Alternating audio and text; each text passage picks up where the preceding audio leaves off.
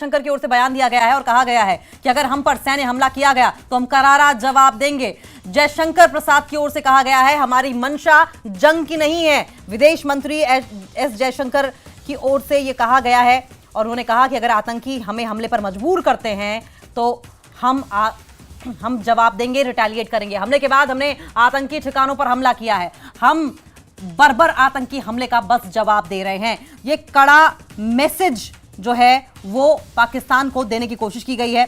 आपको बताएं कि हिंदुस्तान की ओर से जिन ठिकानों को टारगेट भी किया गया है वो ठिकाने आतंकियों के ठिकाने रहे हैं। उन ठिकानों का कोई लेना देना नहीं रहा है आम लोगों से। लेकिन अब इस पर एस जयशंकर की ओर से कहा गया है कि देखिए हम सैन्य हमने हमला किया है, हम हर सैन्य हमले का करारा जवाब देंगे।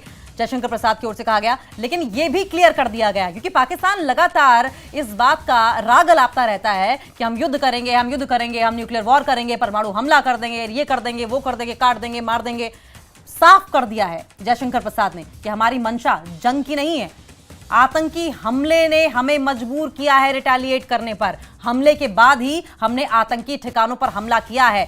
अभी हम बर्बर आतंकी हमले का जवाब दे रहे हैं। विदेश मंत्री एस जयशंकर ने सर्वदलीय बैठक में यह बात कही।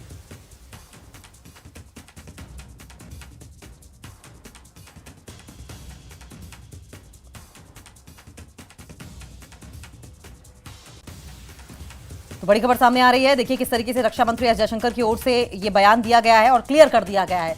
अनलाइक अगर आप देखें रक्षा मंत्री ख्वाजा आसिफ पाकिस्तान के, उनकी ओर से जिस तरह की बयानबाजी की जाती है उससे बिल्कुल उलट बयानबाजी है। यहां पर शांति की बात की जा रही है, यहां पर यह कहा जा रहा है रक्षा मंत्री की ओर से बहुत ही क्लैरिटी के साथ कि उकसाइए मत, हम सिर्फ आतंकी हमले का जवाब दे रहे हैं। अगर आतंकी हमले वहां से नहीं होते तो हम भी इस तरह की कोई कार्रवाई करेंगे नहीं। आपको बताएं कि पाकिस्तान लगातार हिंदुस्तान पर हमले करने का आरोप लगाता रहा है और इस पर क्लैरिटी के साथ आज एस जयशंकर विदेश मंत्री की ओर से अपनी बात रखी गई है और कहा गया है कि जो बर्बर ब्रूटल अटैक पहलगाम में आतंकियों की ओर से किया गया था हमने सिर्फ उसका जवाब दिया है। लेकिन अगर पाकिस्तान की ओर से सैन्य कार्रवाई होगी तो हम भी कार्रवाई करेंगे। हम युद्ध के फेवर में नहीं है, हम युद्ध नहीं चाहते, लेकिन सामने से कोई एक्शन होगा तो रिटेलिएशन यहां से जबरदस्त होगा।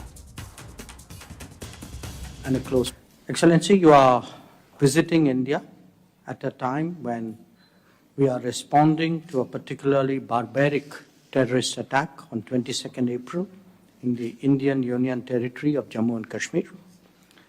This attack compelled us to respond on 7th May with a very, very firm response.